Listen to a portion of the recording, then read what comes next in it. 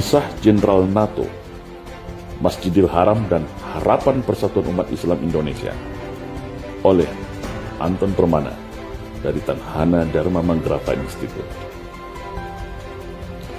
Di dalam sebuah wawancara di televisi Al Jazeera, setelah Amerika dan sekutunya menginvasi Irak, seorang jenderal NATO ditanya oleh wartawan Al Jazeera,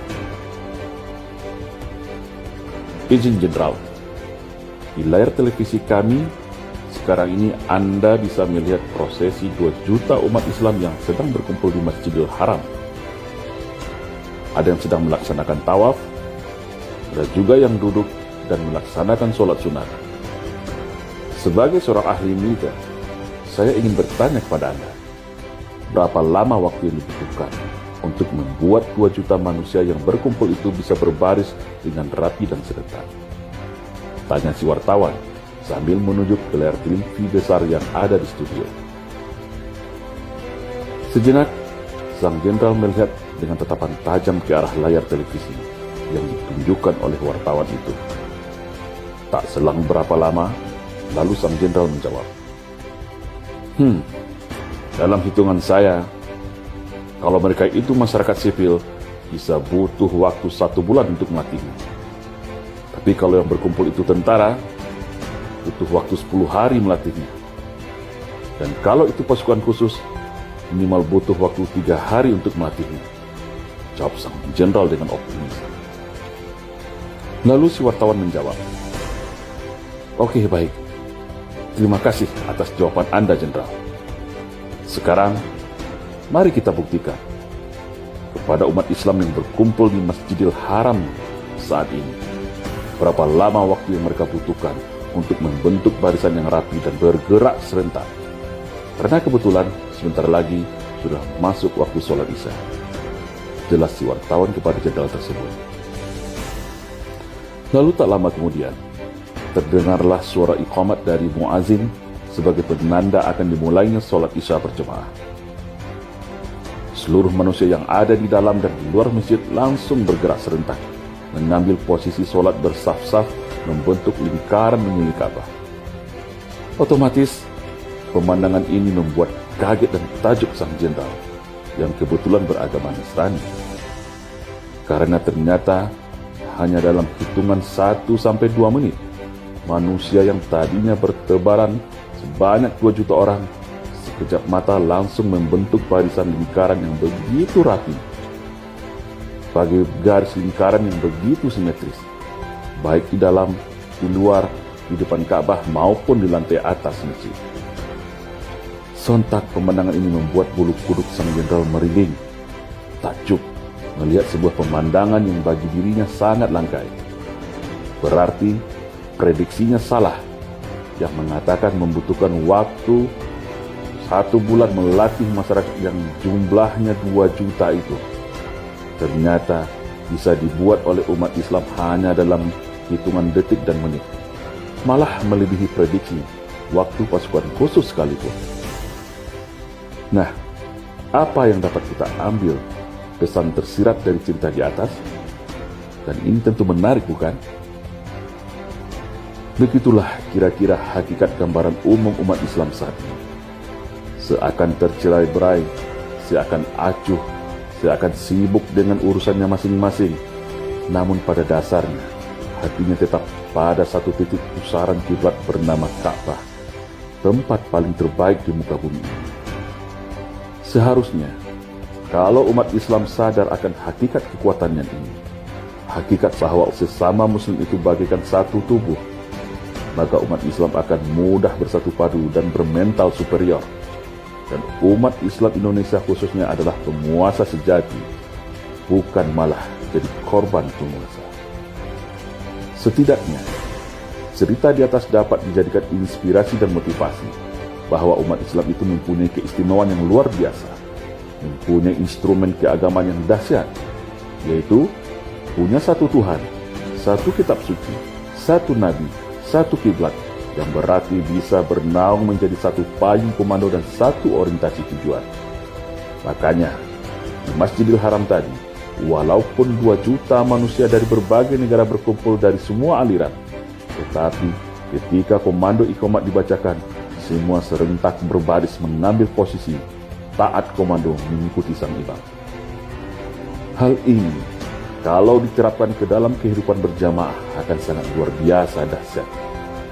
Lupakan perbedaan mazhab, perbedaan aliran, perbedaan suku dan bangsa, perbedaan cara ibadah, perbedaan partai politik, perbedaan kiai dan ulama panutan. Coba semuanya sepakat dalam satu komando, taat kepada ulama dan imam, menjaga soliditas ukhuwah antar sesama umat Islam dalam beramar ma'ruf dan bernahi munkar. Masya Allah, sungguh tak terbayangkan indahnya. Kalau ini terjadi, niscaya tak akan ada yang berani menistakan ajaran dan simbol Islam. Tak akan ada yang berani memperolok-olok dan mengkriminalisasi ulama dan habaib. Sebagaimana sejarah monumental perang 10 November di Surabaya, Palagan di Ambarawa, serangan umum 1 Maret, hingga penumpasan pemberontakan G30 SPKI pada tahun 1965. Ketika ada sebuah komando datang, seruan dan momentum yang tepat, maka niscaya umat Islam akan turun berduyun-duyun bagi gelombang tsunami, bersatu padu dalam satu barisan yang tak terkalahkan. Faktanya, tentara sekutu yang begitu canggih peralatan tempurnya hengkang dari tanah Surabaya. Belanda yang begitu modern senjatanya menyerah kepada Indonesia.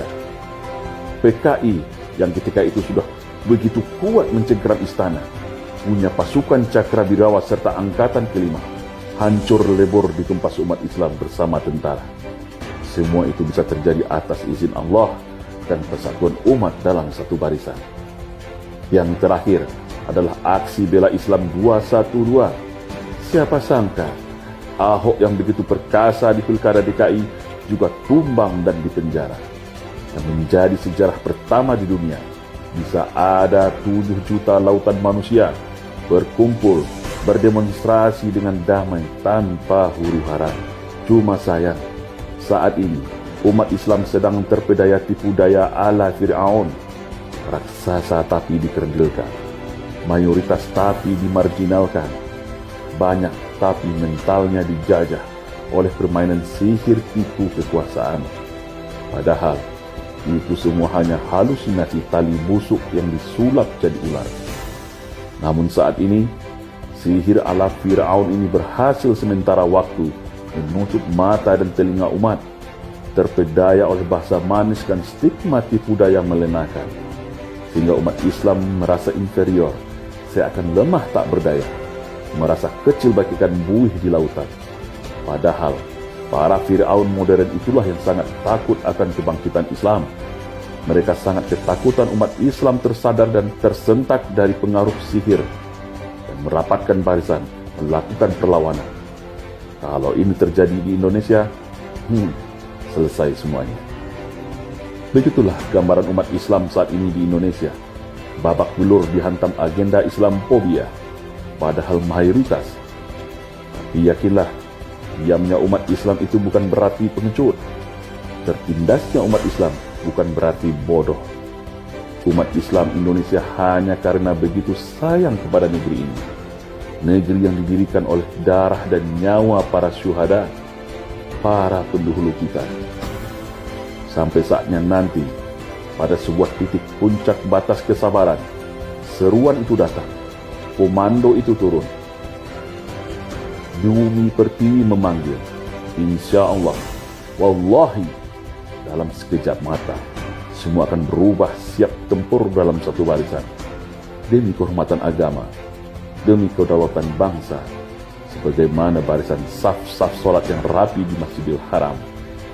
Dan ketika musuh-musuh bangsa itu sudah terlalu bertindak kelewat batas, sebagaimana di masa penjajahan Belanda dan PKI di tahun 1965, maka yakinlah dengan segera masjid-masjid akan jadi pos perjuangan, pesantren, sekolah akan jadi medan pelatihan dan rekrutmen para pejuang, ulama-ulama akan jadi panglima, pendekar dan jawara akan turun gunung, santri-santri akan jadi laskar tentara.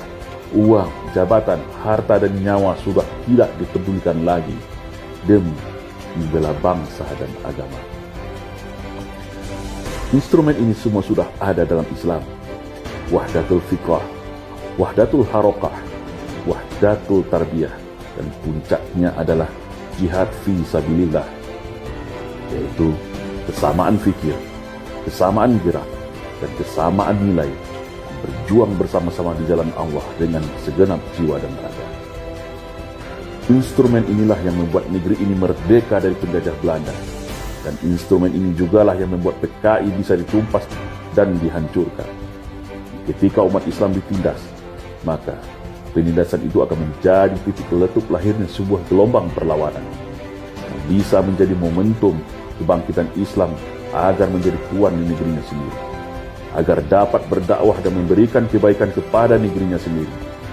Indonesia yang rahmatan lil alamin, tanpa korupsi, tanpa penjajahan, tanpa pengkhianatan, tanpa ketidakadilan, dan tanpa kesewenang-wenangan. Sejarah pasti akan terus berulang. Sejarah kejayaan negara Kertagama seperti Majapahit dan Sriwijaya yang gemilang, seperti Mataram, Samudra-Pasa yang cemerlang.